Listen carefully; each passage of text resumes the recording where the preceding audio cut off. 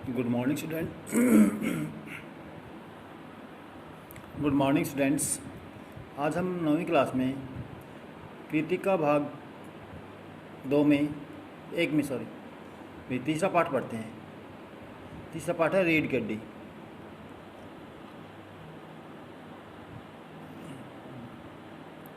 इसके लेखक कौन है? श्री जगदीश चंद्र माथुर। विरचित एकांकी रीढ़ की हड्डी का सार पढ़ते हैं। पहले भी रीढ़ की हड्डी श्री जगदीश चंद्र माथुर कृत एक प्रसिद्ध एकांकी है। इस सामाजिक एकांकी में माथुर भारतीय समाज में व्याप्त एक इस पूर्णतः मनोवर्ती पर व्यंग्य की कटाक्ष भी भारतीय समाज में लड़के लड़कियों का रिश्ता तय करते समय अलग अलग मापदंड अपनाए जाते हैं।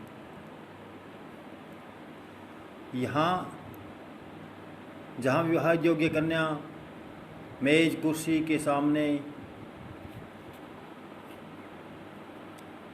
के समान निरीह समझी जाती है, वहीं पर वर पक्ष अपनी असमर्थताओं और अक्षमताओं के बावजूद सदैव कन्या पक्ष को अपने सामने झुका हुआ देखना चाहता है। कन्या के पिता अपनी पुत्री के विवाह के लिए कितना दयनीय बनना पड़ता है। वहीं इस एकांकी का विषय है। लेखक ने एकांकी में आधुनिक नारी की तेजस्विता का परिचय देकर उपयुक्त समस्या के निवारण का एक उपाय भी सुझाया है। एकांकी का कथासार इस प्रकार है। एकांकी में क्या है? राम स्वरूप विवाह योग्य कन्या उमा के पिता है। राम स्वरूप कौन है? विवाह योग्य कन्या उपमा के पिता भी।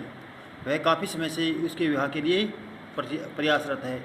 आज उनकी पुत्री को देखने के लिए गोपाल प्रसाद और उसका डॉक्टरी में पढ़ने वाला पुत्र शंकर आने वाले हैं। राम स्वरूप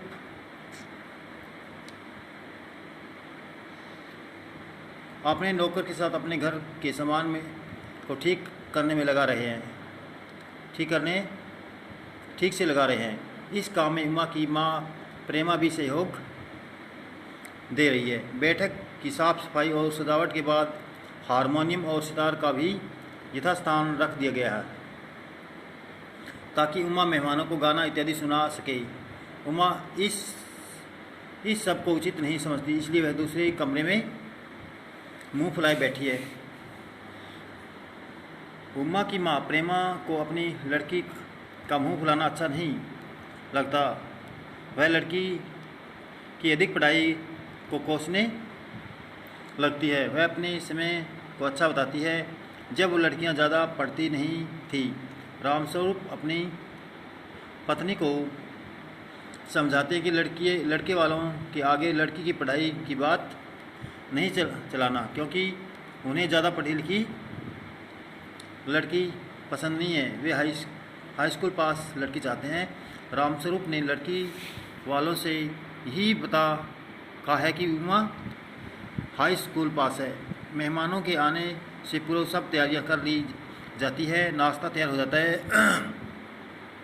केवल टोस्ट के लिए मक्खन की कमी रह जाती है। उसे लाने के लिए रामस्वरूप अपने नौकर को घर के पीछे दरवाजे से भेज देते हैं। उधर सामने वाले दरवाजे से गोपाल प्रसाद और उसका लड़का शंकर अंदर आते हैं। सामान्य शिष्टाचार के बाद रामस्वरूप लड़के शंकर को उसकी पढ़ाई इत्यादि के विषय में पूछते हैं, तो वह बताता है कि वह डॉक्टरी की पढ़ाई कर रहा है।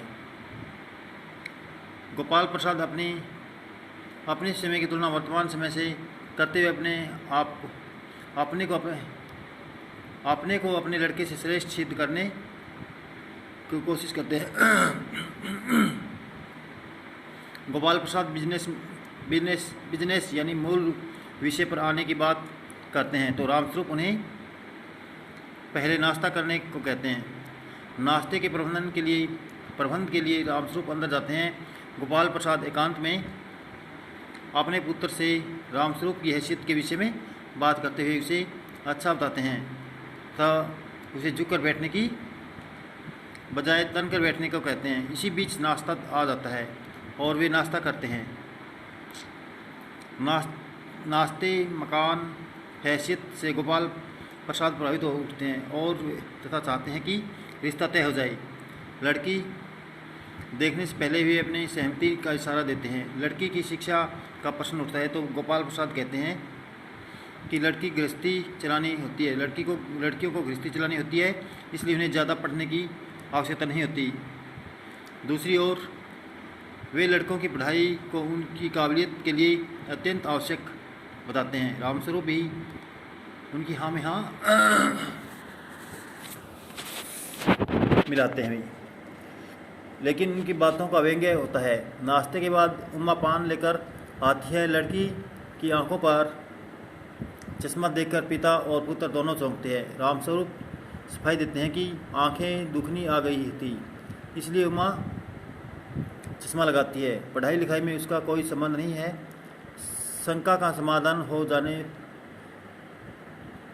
पर पिता पुत्र शांत हो जाते हैं। उमा से गाना सुनाने को कहा जाता है।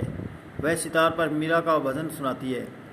भजन सुनते ही उसकी नज़र शंकर से मिलती है। वह तो उसे पहचान लेती है तथा गाना रोककर अंदर जाने लगती है। तब गोपाल प्रसाद उमा से चित्रकारी, सिलाई आदि के बारे में पूछता है। उमा खामोश रहती है तो रामस्वरूप उत्तर देते हैं कि वह सब कुछ बहुत अच्छा जानती है और उसने अनेक पुरस्कार भी जीते हैं। गोपाल प्रसाद चाहते हैं कि प्रश्नों के उत्तर उमा दे। उमा अचानक भड़क उठती है तथा कहती है कि जिस प्रकार बिक्री के लिए समय मेज कुर्सी से कोई कुछ नहीं पूछता, उसी प्रकार उससे पूछने का क्या प्रश्न है। वह शंकर की कलाई खोलते हुए बताती है कि शंकर पिछली फरवरी में लड़कियों के हॉस्टल के पास पकड़ा गया और नौकरानी के पैर पकड़कर मुश्किल से बच पाया था। इस सूचना से गोपाल प्रसाद आग बबूला उठते हैं। वे समझ जाते हैं कि उमा कॉलेज में पढ़ी है। उमा भी बता देती है कि वह BA पास है। उमा अपनी पढ़ाई को अपने लिए गर्व की बात समझती है। गोपाल प्रसाद अपनी छड़ी मांगने लगते हैं। वे रामस्वरूप को झूठा घोषित करके दरवाजे की ओर बढ़ते हैं। इसी बीच उमा अंतिम अस्त्र चलाती है। वह कहती है कि घर जाकर पता करना कि आपके लड़के की रीढ़ की हड्डी है भी या नहीं। इसके साथ ही दोनों बाप बेटे चले जाते हैं। उमा रोने लगती है। इतने में नौकर मक्खन लेकर आता है और कहता है बाबूजी मक्खन। उसी के साथ पर्दा गिरता है। Thanks for listen, have a good day.